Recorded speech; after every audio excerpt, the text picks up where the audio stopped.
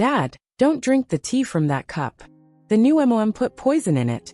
The dad was shocked, and then, in the quiet, historic streets of Savannah, Georgia, the sound of crickets filled the air on a warm summer evening. The Dawson family sat down at their polished oak dining table, the glow of the chandelier above casting a soft light across the room. Lily, just 9 years old, fidgeted in her chair, her legs swinging above the floor. Across from her sat her father, John, a man of steady hands and an even steadier temperament, and beside him Beth, his new wife of just 6 months. Beth was the picture of Southern elegance. Her blonde hair was perfectly styled, her blue dress accentuating a polished demeanor. She had prepared a lavish dinner, complete with her signature sweet tea. John smiled warmly, picking up his cup, ready to take the first sip. But before the tea touched his lips, a voice, sharp and urgent, cut through the serene setting. "Daddy, don't drink that." Lily's small voice quivered, but carried a force that startled everyone at the table. Her wide, expressive eyes were fixed on the tea in her father's hands. John froze mid-motion, the cup hovering just below his lips. "What's wrong, Lily?" he asked, his brow furrowed in confusion. Lily gulped, her small hands gripping the edge of the table. "The tea, it's poison," she whispered, her voice trembling. "I saw Aunt Beth put something in it." For a moment, the room descended into a suffocating silence. Beth blinked in surprise before letting out a nervous laugh. "Lily, darling, what on earth are you talking about?" she asked, her voice tinged with disbelief. "You've been watching too many mystery shows, haven't you?" But Lily was resolute. "I'm not lying. I saw her," she insisted, her voice rising in pitch as she stared down her father. John set the cup down carefully on the table, his usually calm expression now etched with uncertainty. "Lily," he began softly, "are you sure about this? That's a serious thing to say." Beth leaned forward, her carefully painted smile wavering. "John, please, this is ridiculous. She's just a child.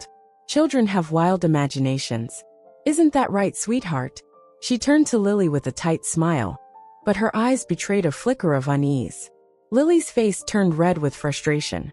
"I saw her put something in your tea while she was on the phone. She said she needed to get rid of the problem." "I heard her." Beth's smile faltered. Her hand instinctively went to the pearl necklace around her neck, clutching it like a lifeline. "That's enough, Lily," she said, her tone sterner now. "You don't understand adult conversations, and you're making wild accusations. Apologize to your father and me this instant." But Lily didn't back down. Her small frame seemed to swell with determination. "I won't. Daddy, please believe me." John glanced between his daughter and Beth, his mind racing. He prided himself on his judgment, but in this moment, he didn't know who to believe. Beth reached for his arm, her manicured nails brushing his skin. "John, you know me," she said, her voice softening into a plea. "I'd never do anything to hurt you or Lily. This is all a misunderstanding." The tension in the room was palpable. Lily's young voice, earnest and desperate, clashed with Beth's polished and composed demeanor. John's grip on the table tightened. Finally, he stood up, his voice calm but firm. "No one is drinking anything tonight," he declared, his tone leaving no room for argument. He pushed his chair back and picked up the cup, heading towards the kitchen. "I'll handle this." Beth watched him leave the room, her face a mask of suppressed irritation. Lily sat silently, her heart pounding, wondering if her warning had been enough. When John returned, the unease in the room hadn't dissipated. He gave Lily a lingering look, then Beth. "Let's finish dinner and talk about this later," he said, his voice betraying no hint of his thoughts. But the evening had already taken an irreversible turn. As the family ate in strained silence, Lily couldn't shake the sense of foreboding. Her father was alive for now, but was her warning enough to save him from whatever danger lurked behind Beth's poised exterior? Only time would tell. The dishes clinked softly as Beth cleared the table, her movements deliberate, yet not as composed as usual. The tension from the earlier scene still lingered in the air, coiling tightly around each family member. Lily sat on the couch in the adjacent living room, her small hands gripping the edge of a cushion, while John stood in the doorway, staring at the half-full teacup he had placed on the counter. Beth spoke first, her voice a mix of exasperation and carefully maintained control. "John, we can't let her behavior go unchecked. Lily needs to understand that making such accusations isn't just inappropriate. It's dangerous. John didn't respond immediately. His eyes remained on the teacup, as though it held the answers to his swirling thoughts. Beth, she's just a child, he said finally, his voice calm but heavy. You know how kids are. They make up stories when they feel uneasy. Beth's mouth tightened. She stepped closer, folding her arms in front of her chest. Uneasy? John, I've done everything I can to make her feel comfortable. I've gone out of my way to be patient. But this... She motioned toward the cup with a sharp jerk of her head. This crosses a line. From the couch, Lily's voice rang out. I'm not making it up. She stood, her small frame trembling as she faced the two adults. I saw her put something in your tea, Daddy. I'm telling the truth. John turned toward his daughter, his expression a mixture of confusion and concern.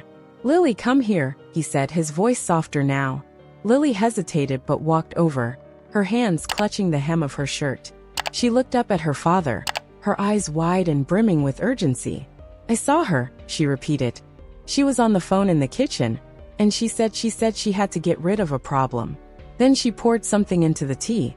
Beth let out a short laugh, though it lacked any trace of amusement. John, she must have overheard me talking about the garden pests. I was telling Julie that I needed to get rid of them. That's all this is.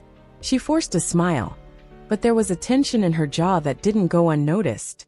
John ran a hand through his hair, trying to make sense of it all. Lily, are you sure about what you heard? People can mishear things or misunderstand. I'm not wrong. Lily's voice cracked, her face flushing with frustration. She's lying, Daddy. She's lying to you. Beth's lips parted, her face momentarily betraying shock before she drew herself up. That's enough, she said, her tone icy. John, this is getting out of hand. I have been nothing but kind to her. And now she's accusing me of something so horrible it doesn't even bear repeating. Are you really going to entertain this nonsense? John looked between Beth and Lily, his mind a storm of uncertainty. His instincts told him that Beth was right. Lily was a child with an active imagination, likely acting out. But the earnestness in his daughter's voice gnawed at the edges of his doubt. Let's all calm down, John said at last, holding up his hands. We'll sort this out. Beth's expression darkened. John, I love you, but you can't keep letting her undermine me like this. It's not healthy for any of us. She needs to understand that actions have consequences. Lily's face crumpled, but she didn't back down. I'm trying to save you, Daddy, she said, her voice trembling. John placed a hand on his daughter's shoulder, his gaze steady but pained. Lily, I need you to think very carefully. Are you absolutely sure about what you saw? Lily nodded, tears pooling in her eyes. I'm sure, she whispered. Beth threw her hands up in exasperation. This is absurd. John, you know me. I would never. John cut her off gently but firmly. Beth, I'll handle this. Please. The edge in his voice made Beth's mouth snap shut. She stood there for a moment, her eyes darting between the teacup and Lily. Finally, she let out a frustrated sigh and turned away. Fine. Handle it, she muttered as she headed upstairs. Lily watched her go, then turned back to her father. You believe me, don't you? She asked, her voice small. John crouched down so they were eye level. Lily, I believe you think you saw something, but I need to figure out what's really going on. Can you trust me to do that? Lily hesitated but nodded, though the doubt lingered in her expression. Just don't drink the tea, okay? John gave her a small, reassuring smile. I won't. As Lily went upstairs to get ready for bed, John stayed in the kitchen, staring at the teacup. The seconds ticked by, each one pressing heavier on his mind. He couldn't dismiss Lily's warning outright. It was too specific, too urgent. But could it really be true? He reached for the cup but stopped short. The doubt had taken root, small but persistent. For the first time since Beth had come into his life, he wasn't sure if he could trust her. Later that evening, after Beth had retired to their bedroom, and the house had settled into its usual nighttime stillness, John knocked lightly on Lily's bedroom door. Come in, came her small, muffled voice from the other side. He stepped in to find her sitting cross-legged on her bed, hugging her favorite stuffed bear, Mr. Paws. The soft glow of her bedside lamp highlighted the worried furrow in her brow. John sat down gently on the edge of her bed, his large frame making the mattress dip. Sweetheart, I think we need to talk, he began, his tone careful. Lily looked up at him, her eyes wide and searching. You believe me, don't you? She asked, her voice barely above a whisper. John hesitated, then sighed. Lily, I need to understand what you think you saw. I'm not saying I don't believe you. But this is a big thing to accuse someone of, especially Beth. Lily's fingers tightened around Mr. Paws. I don't think, Daddy. I know. I saw her. She leaned forward, her voice urgent. I was coloring in the living room. And she didn't see me because she was on the phone in the kitchen. I heard her say, I'll get rid of the problem tonight. And then she got something from her purse, this little bottle. She poured it into the tea while she was still talking. I swear, Daddy. John frowned, absorbing her words. Did she see you? He asked softly. Lily shook her head. No. I crawled behind the couch when she walked out. She hesitated, then added, she was smiling, but not the nice kind of smile. John exhaled slowly, trying to process what he was hearing. The details were vivid, too precise to be the work of a child's imagination. But he couldn't ignore the possibility that Lily had misunderstood. Beth was meticulous, yes, sometimes to the point of appearing cold, but that didn't make her a murderer. And yet, Lily, he said gently, sometimes grown-ups say things that sound scary, but mean something completely different. What if she was talking about? I don't know, work, or a problem with the house. No, Lily interrupted, her voice trembling with frustration. It wasn't like that. You have to believe me, Daddy. I don't want anything bad to happen to you. Her plea cut through his doubt like a knife. He reached out, placing a hand on her shoulder. Okay, he said, his voice steady. I believe that you saw something that scared you.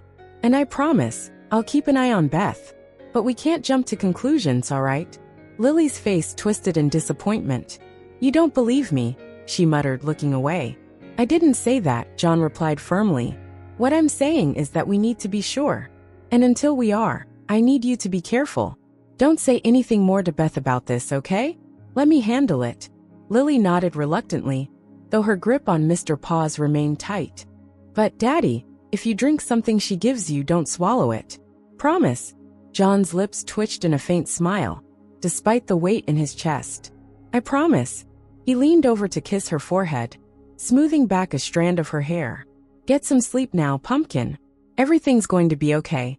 Lily gave him a small, hesitant smile, but the worry in her eyes didn't fade. As John stood and walked to the door, he glanced back to see her lying down, still clutching her bear. Downstairs, John poured himself a stiff drink, not tea, and sat at the kitchen table, staring at the teacup Beth had prepared earlier. What if Lily wasn't just being imaginative? The thought sent a cold shiver down his spine. He opened his phone and dialed a familiar number. Hey, Mike, he said when the call connected. John. Long time, buddy. What's up?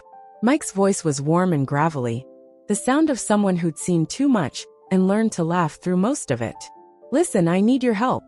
You still have connections at the lab downtown. There was a pause on the other end. Yeah, sure. Why? Something happened. John hesitated, rubbing the back of his neck. I've got something I need tested.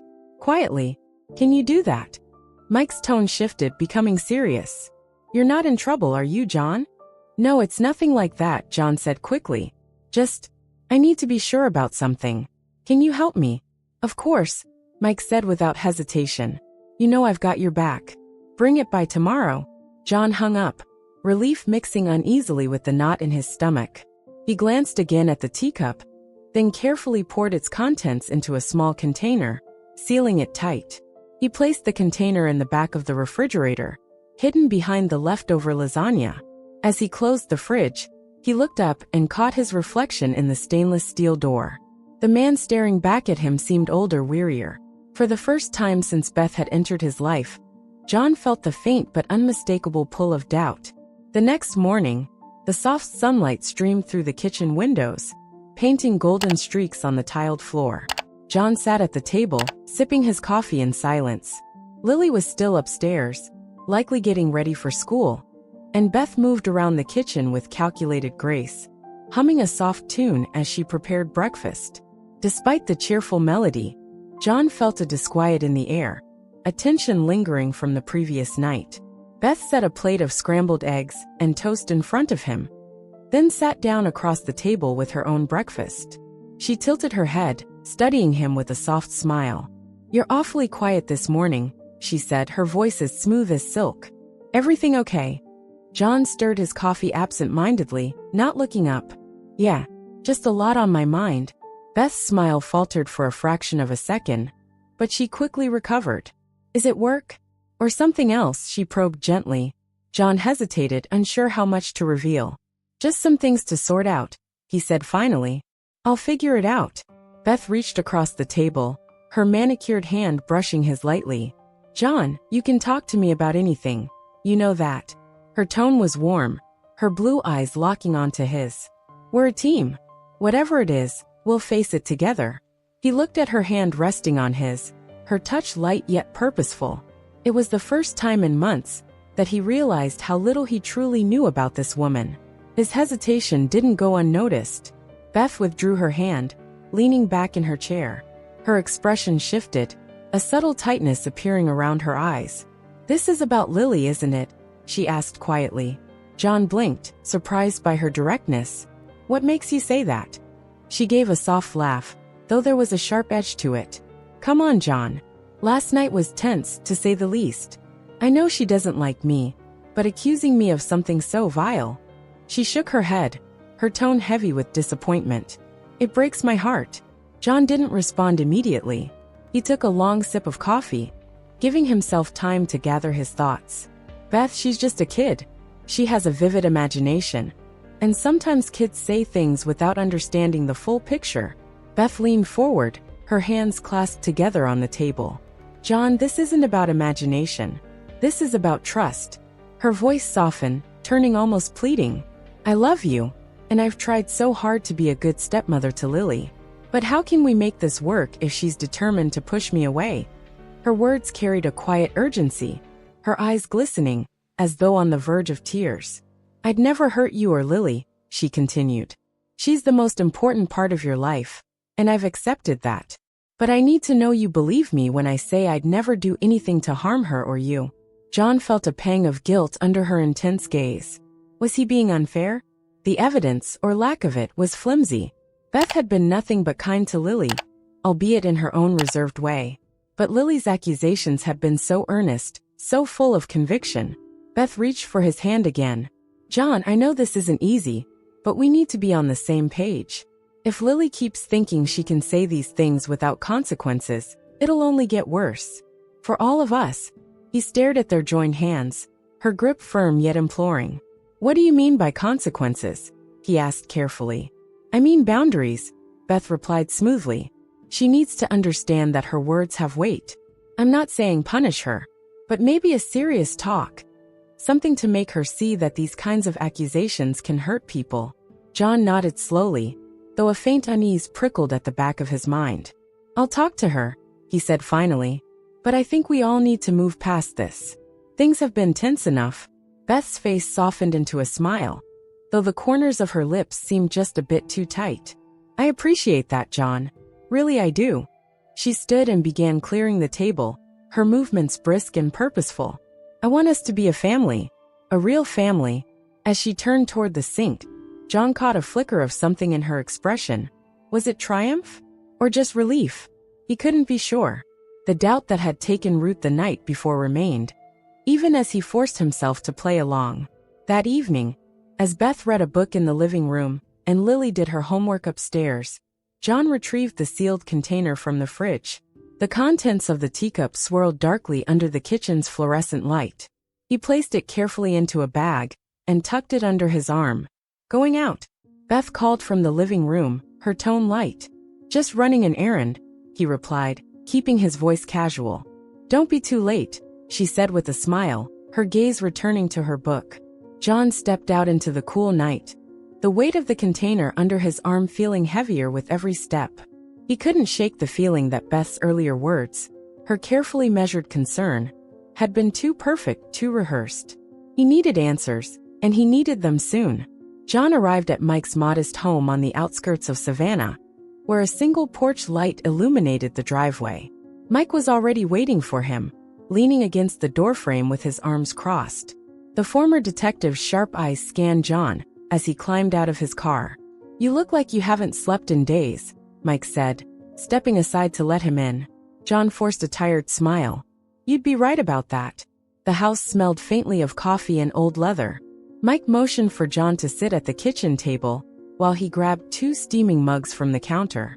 "All right, let's cut to it," Mike said, sliding one mug toward John. "What's got you all tied up?" John placed the sealed container on the table between them, the weight of the moment palpable. "This," he said simply. Mike raised an eyebrow. "And this is?" John hesitated. How much could he say? Finally, he took a deep breath and said, "It's tea. Or at least, it's supposed to be. I need you to get it tested for anything unusual." Mike's eyes narrowed. "Unusual how? Like poison?" John winced at the word. Hearing it out loud made the situation feel even more surreal. "Yeah, poison." Mike's expression grew serious. He leaned back in his chair, his fingers drumming on the table. "John, this isn't a prank, is it? You're asking me to involve my old contacts for something big." "It's not a prank," John said firmly. "I wouldn't come to you with this unless I thought it was serious." Mike studied him for a moment, his seasoned instincts taking over. "All right," he said finally. "I'll get this tested, but you'd better tell me what's going on." John hesitated, but the weight of the situation pushed him forward. "It's Beth," he began. "Lily says she saw her put something in my tea. She overheard a conversation that made it sound like Beth. Well, like Beth wanted to hurt me." Mike whistled low under his breath. "That's a hell of an accusation, John. You think it holds water?" "I don't know," John admitted, running a hand through his hair. "Beth's been great, on the surface at least. But Lily was so convinced. She's not the kind of kid to make things up for attention. I can't ignore it." Mike leaned forward, his voice lowering. "Listen, John. You've got to trust your gut on this. If something feels off, it probably is. But until we get the results, keep your guard up. And keep Lily close." John nodded, the knot in his stomach tightening. "Thanks, Mike. I don't know what I'd do without you." "Hey, don't thank me yet," Mike said, scooping up the container. "I'll let you know as soon as I hear anything." When John returned home, it was past midnight. The house was dark except for the faint glow of the porch light. He locked the door behind him and crept upstairs, pausing at Lily's door. He cracked it open just enough to see her small form curled up under the covers, her stuffed bear clutched to her chest. Satisfied that she was safe, John continued down the hall to the bedroom he shared with Beth. She was already asleep, her blonde hair splayed across the pillow in perfect waves. He slipped into bed carefully, his movements deliberate to avoid waking her. But as he lay there in the dark, staring at the ceiling, John's mind raced. He had trusted Beth completely when they married, believing she was the fresh start he needed after losing Lily's mother. Now, for the first time, he wondered if he had been too quick to let her into their lives. The next morning, John decided to confide in someone else. After dropping Lily off at school, he drove to a nearby diner where his old friend, Mike, often had breakfast. When he arrived, the bell above the door jingled, and Mike waved him over from a corner booth. "Any news?" John asked as he slid into the seat across from Mike. Mike shook his head. "Lab says it'll take at least a day. But in the meantime, I did some digging." John's pulse quickened. "What kind of digging?" Mike pulled out his phone, scrolling through some files before handing it over to John. On the screen was a photo of a man in his early 40s, with a serious expression and dark eyes. "This is Beth's ex-husband. Name's Adam Foster. Died about 5 years ago." John frowned. "How?" Mike leaned in, lowering his voice. "That's the thing. It's listed as an accident. But the circumstances were sketchy. He died at home, supposedly from a fall down the stairs. No one questioned it, because there was no obvious foul play. But people close to him said they'd been fighting a lot before it happened." John's hands tightened around the phone. "And Beth? She came out clean," Mike said, reclaiming his phone. "Inherited a decent chunk of his estate too. Enough to keep her comfortable for a few years at least." The revelation hit John like a punch to the gut. He couldn't reconcile the woman he had fallen in love with, the kind, intelligent Beth, with the shadowy implications of Mike's findings. But if what Lily said was true, Maybe he didn't know Beth as well as he thought. What do I do now? John asked, his voice heavy. You wait, Mike said simply. Let me get the results back. If they show something, we'll take the next step. But until then, don't tip your hand. John nodded, though his chest felt tight. Patience was never his strong suit, especially when the safety of his daughter, and possibly his own life, was on the line. The day passed in a haze for John, every minute dragging as the weight of Mike's revelations pressed heavily on his mind. At home, Beth was as warm and poised as ever, humming softly as she arranged flowers in a vase on the dining table. To an outsider, she seemed like the perfect wife, effortlessly elegant, charming, and attentive. But to John, her every movement now carried a hint of shadow, a lingering question he couldn't shake. After dinner, Lily disappeared upstairs to do her homework, leaving John and Beth alone. Beth sat on the couch, flipping through a magazine, while John retreated to the garage. He needed space to think. Amid the clutter of old tools, half-finished projects, and storage boxes, something caught his eye. A small, nondescript cardboard box sat tucked behind an old set of golf clubs, Beth's belongings that she had brought when she moved in. She had unpacked most of her things, but this box had remained untouched. John hesitated, his pulse quickening. He had never been one to invade someone's privacy, but the stakes felt too high to ignore. Slowly, he pulled the box into the dim light of the garage and opened it. Inside were various items. A few photos, a stack of letters, and what appeared to be a newspaper clipping. His heart pounded as he sifted through the contents, his hands trembling slightly. The photos showed Beth smiling next to a man he recognized from Mike's file, Adam Foster. They looked happy, their arms wrapped around each other, in what appeared to be a celebration. But it was the newspaper clipping that made John's breath catch. The headline read, "Local man found dead in apparent accident." Below it was a grainy photo of Beth's ex-husband, and a short article detailing his untimely death. It mentioned no foul play, but described him as a well-known businessman who leaves behind a grieving widow. John stared at the clipping, his mind racing. Mike's earlier words echoed in his head. People close to him said they'd been fighting a lot before it happened. Among the letters was one that looked out of place. It was older, the paper yellowed and slightly crumpled, with handwriting that didn't match Beth's neat, precise script. John unfolded it carefully and read, "Beth, I don't know what's happened to us. You used to be so full of light, but now it feels like there's nothing left but anger. I can't keep living like this. Maybe we need time apart to figure out who we are without each other." It wasn't signed, but the implication was clear. John stared at the letter, his stomach churning. A quiet voice behind him made him jump. "What are you doing?" John whipped around to see Lily standing in the doorway, her arms crossed over her chest. She wasn't angry, just curious, and maybe a little afraid. "Lily," John said, his voice low, "you scared me." She stepped closer, her eyes falling on the open box. "What's that?" John hesitated before answering. "It's some of Beth's old things." Lily's brow furrowed. "Why are you looking at her stuff?" John sighed, setting the letter down. "I'm just trying to understand something, sweetheart. That's all." Lily's gaze darted from the box to her father. "I found something too," she said quietly. John's chest tightened. "What do you mean?" Without another word, Lily held out her hand, revealing a photograph. It was slightly faded, as if it had been handled many times. John took it and turned it toward the light. The photo showed Beth standing next to a man he didn't recognize. A tall, stern-looking figure with piercing eyes. Behind them was a sleek black car, and Beth was holding what appeared to be a drink. Something about the man's face made John uneasy. "Where did you find this?" John asked, his voice hushed. "In a book on the shelf in the living room," Lily said. "It fell out when I was looking for something to read." John studied the photo more closely. In the bottom corner, someone had scrawled a date in blue ink, June 15th, 5 years ago. The same year Adam Foster had died. "Do you know who he is?" Lily asked. John shook his head, though his mind was already spinning with possibilities. "No, but I'll find out." That night, after Beth went to bed, John called Mike. "I need another favor," he said without preamble. Mike groaned. "You're keeping me busy, John." "What now?" John described the man in the photo, and the date written on it. "Can you see if you can figure out who he is?" Something about him feels wrong. Mike sighed. All right. Send me a picture of the photo, and I'll see what I can dig up. But John, you need to be careful. If Beth's hiding something, you don't want her catching on. I know, John said quietly. Thanks, Mike. After hanging up, John leaned back in his chair, staring at the photo on his phone.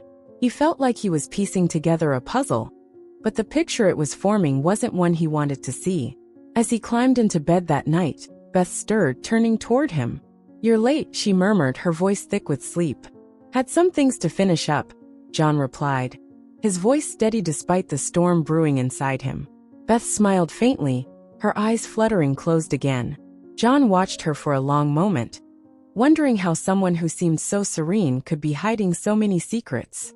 2 days later, John's phone buzzed in his pocket while he was in the middle of lunch at a small cafe near the construction site he managed. Seeing Mike's name on the screen, he immediately picked up. Got something for me? John asked, keeping his voice low.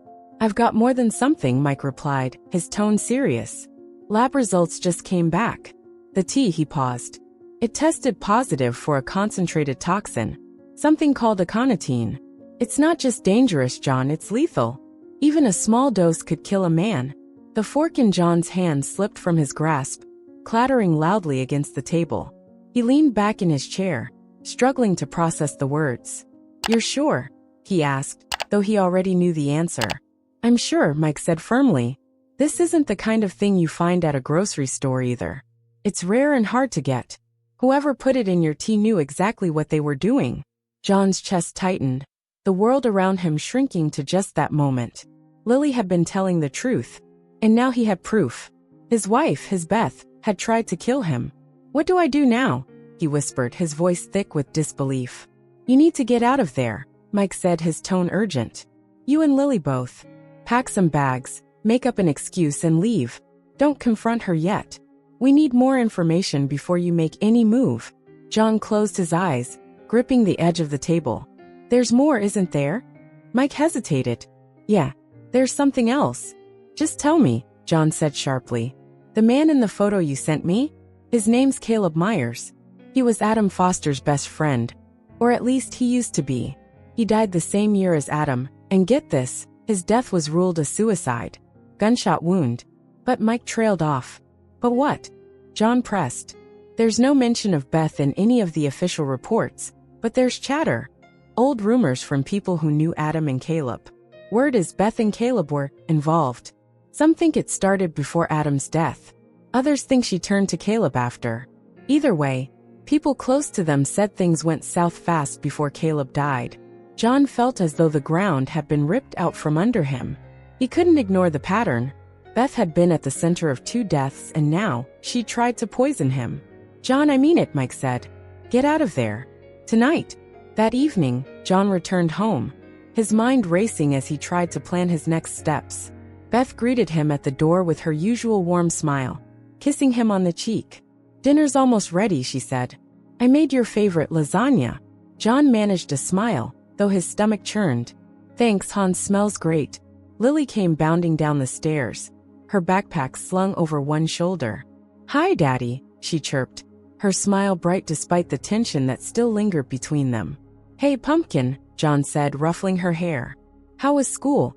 Okay, she replied, then paused. Daddy, can we talk after dinner? John's heart sank. She was worried. Of course, he said, forcing his voice to sound light. We'll talk. After dinner. While Beth cleaned up in the kitchen, John led Lily upstairs to her room. She sat on the bed, clutching Mr. Paws as usual, her big eyes watching him closely. Daddy, she began, her voice small. Did you find out anything? John knelt in front of her, his hands resting gently on her knees. Listen to me, Lily, he said softly. I need you to pack a bag. Just a few things, clothes, Mr. Paws, whatever you need for a few nights. Her eyes widened. Why? Are we going somewhere? We're going on a little trip, John said carefully. Just you and me. But we need to keep it a secret for now, okay? Lily nodded slowly, though fear flickered in her expression. Is it because of Beth? John hesitated, then gave a small nod. I'll explain everything later. Right now, I just need you to trust me. Can you do that? I trust you, Lily said quickly, her voice steady despite the fear in her eyes. Good, John said, kissing her forehead. Start packing. We're leaving tonight. As the clock approached 9 p.m., John carried the packed bags down to his car. Beth was in the living room, reading a book, and didn't look up as he moved past. Where are you going with all that? She asked casually, her tone light. Work emergency, John replied smoothly. Got to head out of town for a couple of days. Taking Lily with me. Thought it'd be a good chance for her to see the construction site and spend some time together. Beth closed her book and smiled faintly. That's sweet. Do you need me to pack anything for you? No, we've got it covered, John said, keeping his tone steady. Beth studied him for a moment, her gaze lingering just a bit too long. All right. Safe travels, she said finally, her smile not quite reaching her eyes. John nodded, his heart pounding as he walked out the door. He strapped Lily into the back seat and started the car, his hands gripping the wheel tightly. Daddy, where are we going? Lily asked as they pulled onto the highway. To see Uncle Mike, John said, glancing at her in the rearview mirror. He's going to help us. Is Beth in trouble? Lily asked, her voice trembling. John swallowed hard. I don't know, Pumpkin, but we're going to make sure we're safe. That's what matters. John and Lily arrived at Mike's house, under the cover of darkness. The modest home was illuminated only by the soft glow of the porch light. Mike opened the door as soon as they pulled into the driveway, his expression grim but welcoming. Come on in, he said, ushering them inside. Lily clung to John's hand as they entered, her small frame stiff with anxiety. Is it okay if I sit here? She asked, pointing to the couch. Of course, Mike said with a gentle smile. Make yourself at home, kiddo. As Lily curled up with Mr. Paws, John and Mike retreated to the kitchen, where a pot of coffee steamed on the counter.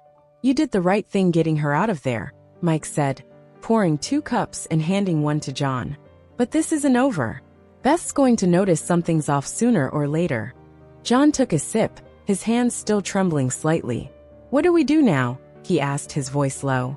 Mike leaned against the counter, his face set in a hard line. We need to confront her, but not without backup. I've got friends at the precinct who can help. If we play this right, we can get her to confess. Or at least slip up enough to give us something solid. John frowned, his mind racing. And what if she doesn't? What if she denies everything? Mike shrugged.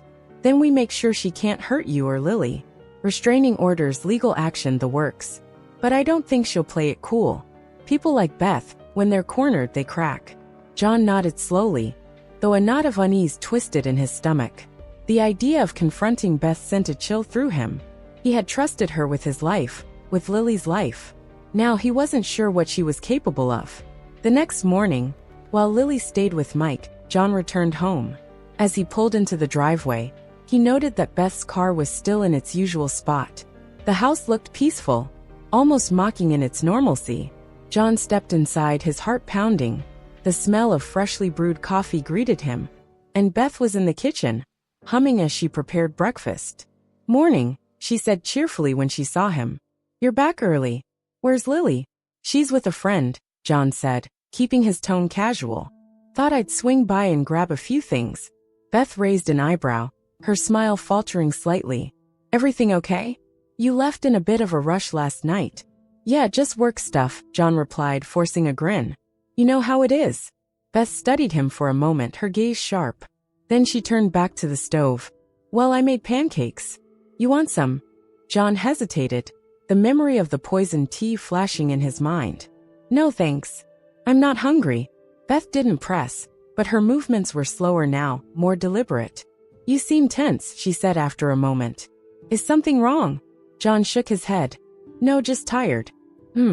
Beth said, her tone non-committal. She turned off the stove and faced him, her arms crossed. You're a terrible liar, you know. John's breath caught. He forced himself to stay calm. What do you mean? Beth's smile was thin, almost amused. You're acting different. Distant. Did something happen on your little trip? John swallowed hard, his palms beginning to sweat. Nothing happened. Like I said, just work. Beth stepped closer, her eyes narrowing. You're lying, John. I can feel it. That night, John and Mike set their plan in motion. They arranged for Mike's contacts, a team of plainclothes officers. to wait outside the house while John confronted Beth. They were armed with hidden recording devices and prepared to intervene at the first sign of danger. John returned home once more, this time ready to face the truth.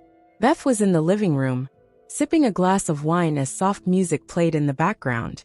She looked up when John entered, her expression unreadable. "We need to talk," John said, his voice steady despite the storm raging inside him. Beth set her glass down, her head tilting slightly. "Oh, about what?" "About the tea," John said bluntly. "And about Adam. And Caleb." For a moment, Beth's expression didn't change. Then she laughed softly, the sound brittle and unnerving. "So that's what this is about," she said. "I was wondering when you'd start snooping." John's heart pounded. "So it's true." Beth leaned back, her smile icy. "What do you think, John?" "I think you poisoned me," he said, his voice trembling with both fear and anger. "And I think you killed Adam. Maybe Caleb too." Beth's smile widened, her eyes gleaming with something dark and dangerous. "You're smarter than I gave you credit for." John felt a cold sweat break out on his forehead. "Why, Beth? Why would you do this?" Beth rose from the couch, her movements slow and deliberate. "Because I had to," she said simply.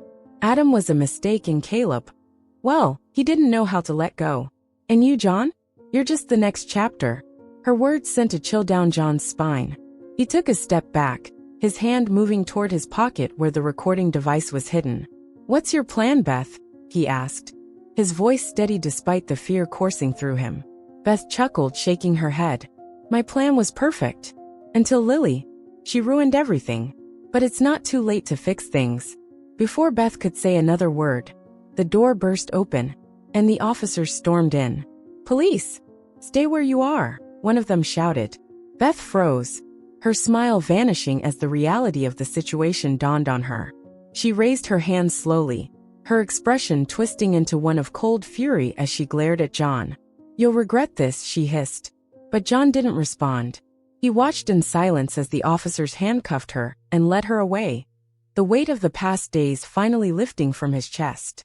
The house felt eerily silent after Beth was taken away. John sat on the edge of the couch, his elbows on his knees, and his head in his hands. The adrenaline that had kept him going now drained, leaving only exhaustion and disbelief in its wake. Mike sat across from him, his expression grim but relieved. "She'll be booked tonight," Mike said. "And with what we have, lab results, the recording, and her admission, we've got enough to hold her." John nodded, though his mind was far from the present. "I just can't believe it," he murmured. "How did I miss this? How did I not see what she was capable of?" Mike sighed.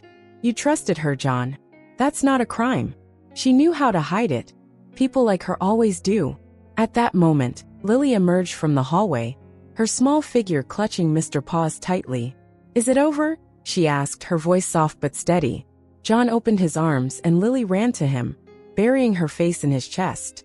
He held her close, pressing his lips to the top of her head. "It's over," he said, his voice thick with emotion. "You're safe. We're safe." Lily looked up at him, her eyes brimming with tears. "I didn't want to be right," she whispered. "I just wanted everything to be okay." John's heart ached as he cupped her face in his hands. "I know, sweetheart. And I'm so proud of you. You were brave, even when I wasn't sure. You saved me." Mike cleared his throat, giving them a moment before he spoke again. "John, there's more we need to go over. Beth's not going to stay quiet. She'll lawyer up, and we need to be ready for whatever comes next." John nodded, his resolve hardening. "I'll do whatever it takes to protect Lily." The following day, Mike called John with an update. "You're not going to believe this," he said. "Beth's lawyer tried to negotiate, but when we started digging into her financials, we found out she'd been planning to transfer a large sum of money to an offshore account. Guess where the funds came from?" John frowned. "Adam's estate." "Exactly," Mike confirmed. "Looks like she's been living off his inheritance, but the money's running dry. That's why she set her sights on you. Your life insurance policy, your assets. She planned to take everything and vanish."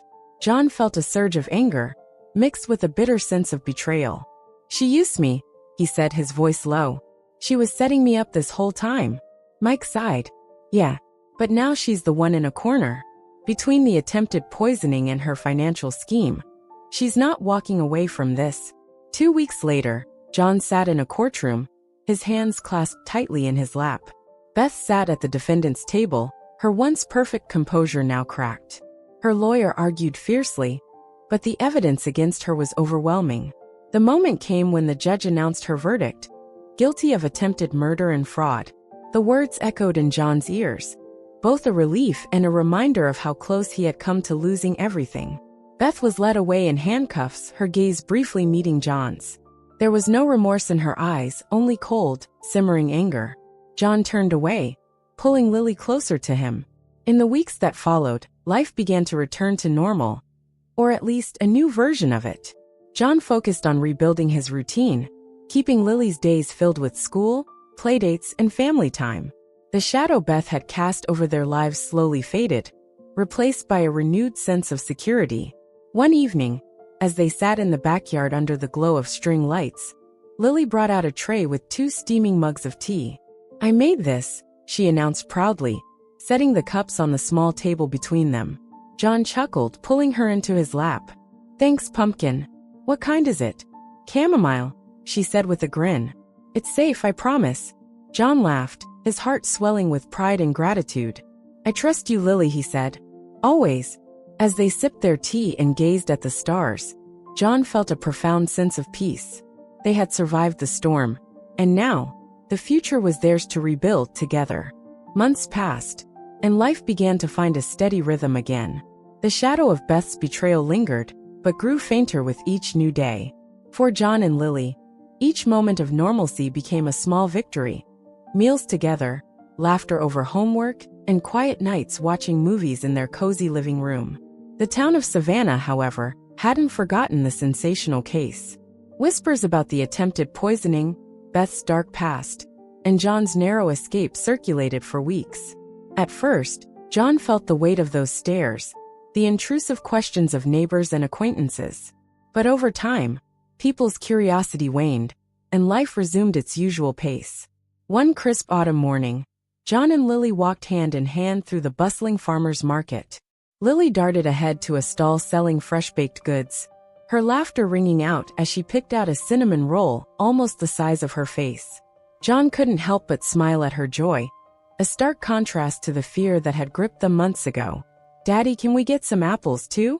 Lily called, waving toward another stall. "Sure thing, Pumpkin," John replied, pulling out his wallet.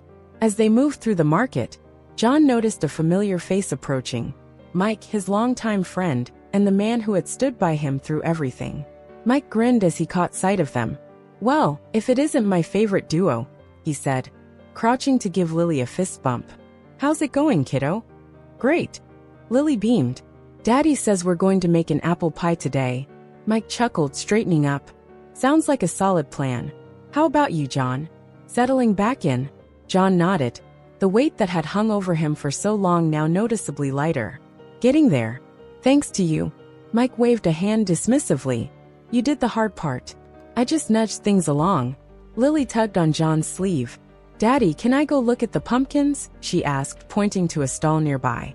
"Stay where I can see you," John said, watching as she skipped away. Mike's smile faded slightly as he turned back to John. "How's she holding up?" "Really?" John sighed, glancing at his daughter. "She's doing better than I expected. Kids are resilient, but she's been through a lot. I've been keeping her busy, giving her as much normalcy as I can." "And you?" Mike asked. "You've been through hell, John. Don't forget to take care of yourself, too." John gave a small smile. "I will. One day at a time." Later that afternoon, back at home, John and Lily stood in the kitchen, surrounded by flour, sugar, and freshly peeled apples. Lily giggled as she pressed the crust into the pie pan, her hands dusted with flour. "This is going to be the best pie ever," she declared. "Of course it is," John said with a grin, rolling out the top crust. "You're the best pie maker I know." As they worked, John's thoughts wandered. The past months had been a whirlwind of court dates, paperwork, and rebuilding. But through it all, Lily's unwavering spirit had been his anchor. She had saved him, not just from Beth, but from the guilt and self-doubt that threatened to consume him. That evening, as the pie cooled on the counter, John and Lily sat on the porch swing, a blanket wrapped around them to ward off the evening chill. The stars twinkled brightly above, and the soft hum of crickets filled the air. "Daddy," Lily said, breaking the peaceful silence.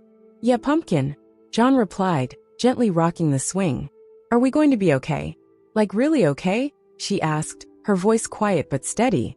John pulled her closer, his arm wrapping securely around her shoulders. "We're going to be better than okay," he said. "Because we have each other. And nothing's more important than that."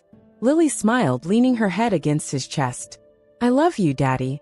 I love you more," John replied, pressing a kiss to her hair.